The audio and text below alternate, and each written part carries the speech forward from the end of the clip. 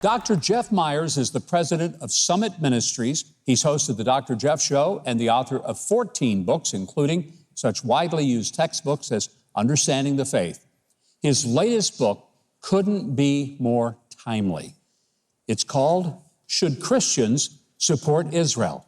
Seeking a biblical worldview in an impossible situation.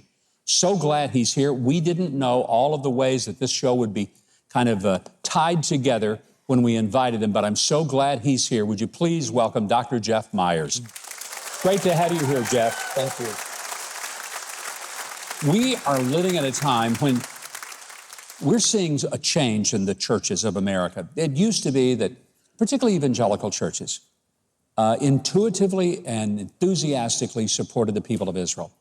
What has happened? Because that ain't the case anymore. No, it's not the case. I think a lot of people are concerned about their children and grandchildren. We're concerned about the United States of America. We look at the number of young people who've become indoctrinated by Hamas propaganda, and it's startling. It's not because they're geopolitically informed. 55% of the protesters said they don't know what river and sea they are chanting about. So that's not it. So what is it? I think, we taught them growing up, if you see a bully, you stand against the bully. And they look at Israel and say they've got greater military power, they've got greater wealth, their neighbor is poorer. So this is a case of standing up for the underdog. What we didn't understand, Mike, is how that belief, which is a good character quality, could be weaponized in the schools for anti-American and anti-Israel purposes. So a lot of colleges and universities have taken millions upon millions of dollars from Middle East study programs financed by radical Islamist countries. Is that a part of what's indoctrinating young college students, even evangelicals, to think like this? I think a lot of it is what's happening in the colleges and universities. You've got some nations in the Middle East, and we don't have to give all the names, but one nation gave $5.7 billion to American universities to get them to give a particular point of view rather than another one. And you've spent a lot of time in Israel, and I'm so glad that this is what the show is really focused on. Because I really think that this rising generation does not believe that Israel has a legitimate right to exist.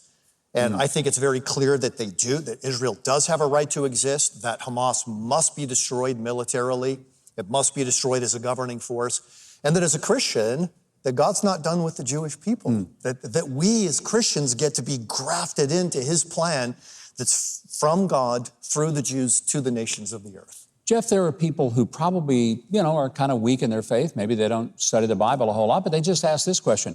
Why does it matter to me, living in the United States, what in the world happens halfway across the world to Israel? Why does it matter, especially if they're Christian? Well, I think, there are 193 nations in the world. Why does this one particular nation matter? And I think the answer goes all the way back to Abraham. So when he was named Abram, God said, I'm going to make a great nation of you.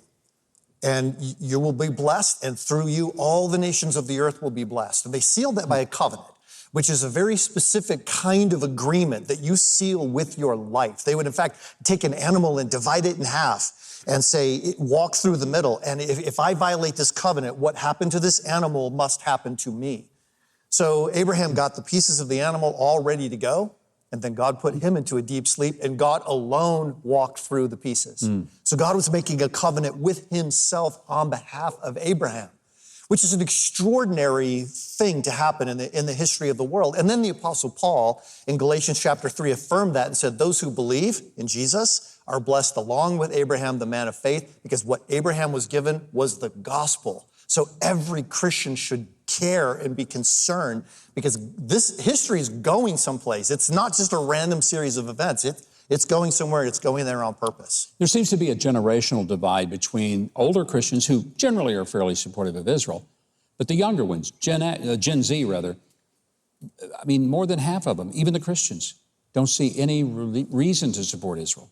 Well, and it may even be worse than that, because a lot of the young adults that we've surveyed in our polls say they actually support Hamas. My gosh. Which is an extraordinary thing, because Hamas is the incarnation of evil. It oppresses its own people. It terrorizes its own people. It tortures its own people. It steals from its own people. All the Hamas leaders have become millionaires and billionaires by stealing from international aid.